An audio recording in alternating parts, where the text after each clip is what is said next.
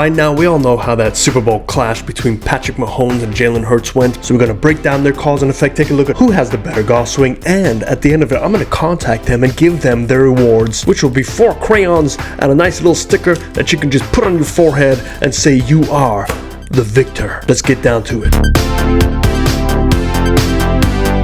So let's get this party started with Patrick Mahomes. Now, Patrick is, out of the two of them, has been playing golf for about 10 years or so we got to keep that in mind. Whereas Jalen Hurts has just recently picked up the game. Going to take a look at their basic fundamentals, their cause and effect. And we know that Patrick routinely plays this pull, and obviously that golf ball will curve back to the target, depending on the face angle at impact. But we have a issue with a very upright swing, and does it work for him? Now, I've read reports that he can hit this over 300 yards, which I don't disbelieve, but obviously that's going to come at a cost, because sometimes it might be 300 yards and Mrs. Havikam's pool, and other times it's going to be 300 yards right down the pipe. But let's just start this off with our usual patented, as yes, you know what we're about to say. We're going to start with the patented. Barney purple is going to be for our lower plane line and the upper plane line, and we also see mellow yellow with our spine angle line, and we're going to do the Ivan red with back brace line. And this will help you look at your cause and effect. Now, this is just a cause and effect video, nothing too detailed, but what we're going to do is draw from the arches of the heel straight up to the sky, and we can obviously see that this is a heel-based setup. Now, with heel-based setups,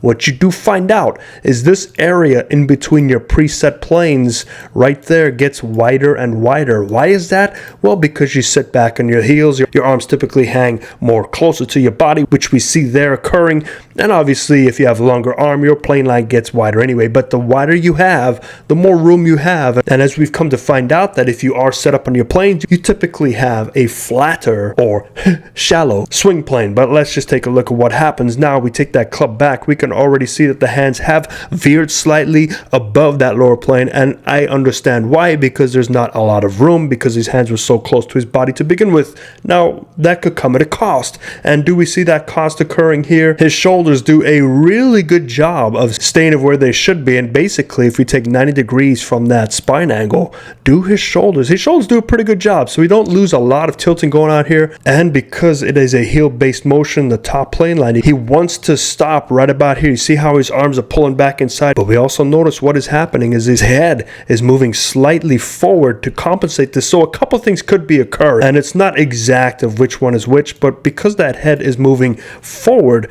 it could be a complement with the hands moving fairly flat on the way back, and now all of a sudden the weight will shift even more to his heels, and as a result he might feel the need to shift his body forward to counteract that, to kind of keep him balanced, which is what I think is occurring. But as you take a look as his head shifts forward, now from this point, if this was me and his instructor, I'd say just rock with what you got there. But obviously, we want to try and get the club further back, and he gets it further back by not necessarily turning more. But look at those hands. Those hands will move independent of that turn. And how do we know this? Look at the shadow on the bottom. We don't see a lot of turning with the body at this point. We just see the arms making up and trying to get back further. Now you can see that he gets that club past parallel. Right there's the shadow. And what we're looking at is this bottom line here. And let's draw this in blue, and we can see that that is getting past parallel related to his turn. Now this could be some disconnection issues. Now when you have disconnection issues and your hands have risen up higher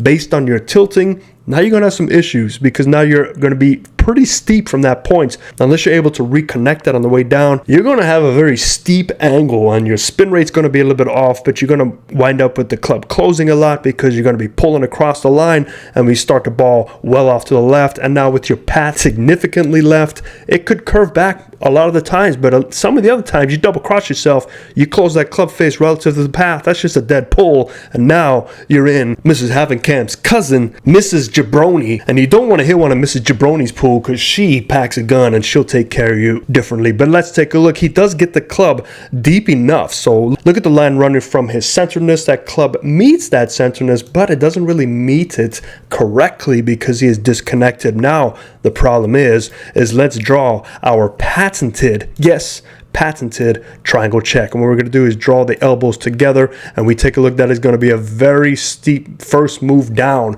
Now the problem is, because he is not turned in relation to the arm position, he is basically turned less than his arms have broken off. So we're going to see a lot of turn first, and along with that, the hands are going to move very outward this direction, and it's going to be even steeper. So this is where that disconnection will play an issue. And right off the bat, look at that, his hands move straight, not even in that triangle anymore. And maybe that's why he lost the Super Bowl, because there wasn't a lot of triangle defense. And I don't even know what I'm talking about, but it sounds pretty cool. But you take a look at this position here. This is a very, very steep motion. So he is counteracting what his body wants to do. So he is set up initially for a flatter swing, but he breaks off from his setup to now be steep and disconnected because of that secondary plane line, trying to get that club further back. It is broken off from his tilting.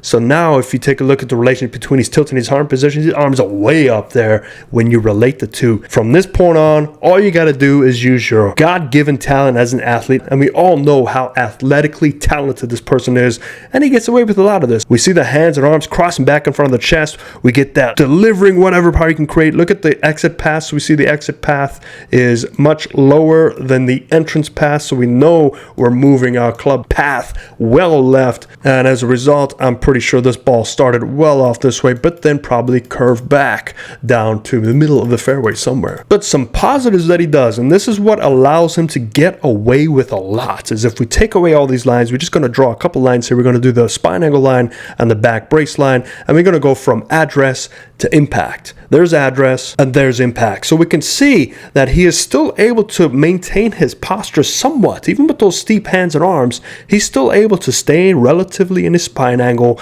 and relatively in that back brace line. Now the footing can definitely use some work, but he's making do with what he has. You can see he's definitely pushing off from the right side to the left side. He's receiving all that weight on the left heel, which is allowing him to stay longer in his posture. And even past impact, he's still in his posture. His spine and shoulders are working down through the golf ball. So there's a lot of positives in this swing. If he can just figure out a way to not disconnect himself, and I think it comes from setup. If he likes to be steeper, get more toe base so you have much more room to work with, and stay steep. That's fine, but you might want to set up a little bit differently. So on a scale of 0 to 10, and obviously we're going to keep this relative for 10 years of playing at the bare minimum, we're going to give him about a 7, because he's still able to capitalize on his swing mechanics by staying in his posture. And that's the number one thing I want you as an amateur to recognize. As long as you can stay in your posture, you can develop some sort of consistency. Now, that consistency doesn't necessarily have to mean good consistency, because if you have a very steep plane, you're going to have a pretty significant move left to right if you're righty, or the occasional pull. But if you can repeat it,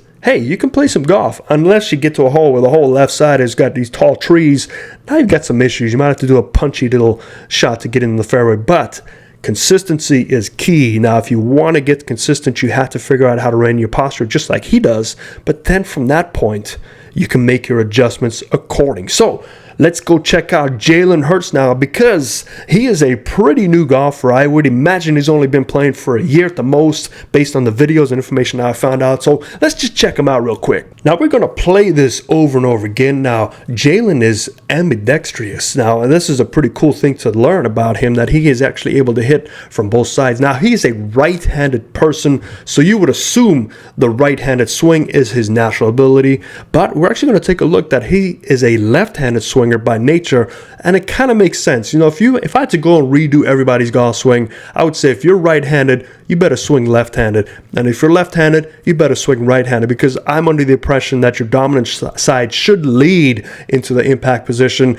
Usually dominant side fires too soon because we control with our dominant side. So I wish everybody, including myself, would have started left-handed. Man, I would be probably wearing about 23 green jackets, and maybe not. As we can see, both swings look about the same, but once we break these down, we're going to see which one actually stays on plane longer and how much rotation we generate, and you might be surprised at what we find out. So we're going to get Barney Purple straight away with the plane lines, and this is kind of interesting to see. We have to do 2 Barney Purples on the same guy, which is the first time in Lion Golf Academy history. And then we're going to also do our usual mellow yellow just to see that spine angle on both of these, and we're actually going to take some measurements to see that spine angle, if it's the exact same. And what am I doing? We need Ivan Red, because red's just such a good color against that dark sky. But now let's take a look at some measurements and see, does he set up the same way with each one of these? And we're going to draw this, and this is not going to be NASA based. This is going to be just our homemade based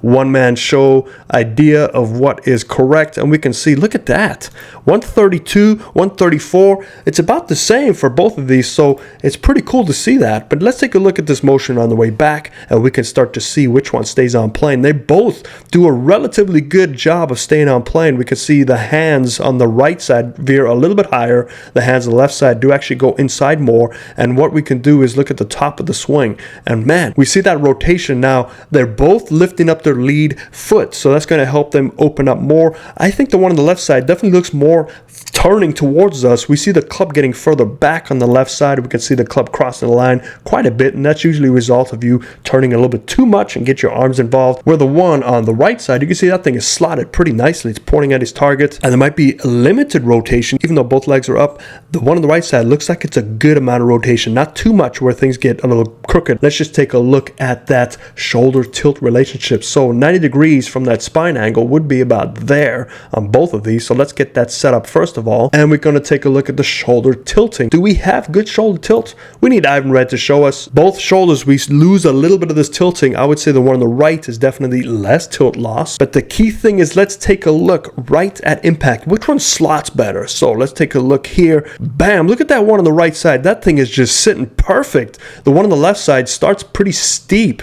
Now remember, because he's gone so much further back on the left side, and we know that club is crossing the line, that club head now has to work its way from here all the way to down here, which is very tough to do. And you can only really do that if you start your downswing with the arms and then let them catch up to your body, and now you go as one unit, or you have to do a lot of rotation and then somehow get the hands behind you, much like a major league pitcher would do, and then just whip it through. But he doesn't do either one of those. He just gets kind of stuck on that left side. So we see a big difference here. Look at this one on the right side. It's just slotted perfectly, where this one is still trying to fight its way from Steepsville down to get it in that slot. And as a result, we don't see a lot of turn at this point on the left side. It's almost like the turning is trying to catch up to where it should be. Where the one on the right side, we're already starting to see the rotation occur. So there's a lot of potential power being stored up here. We go down a couple more frames, and we can definitely see, look at the rotation on the right side versus the rotation on the left side.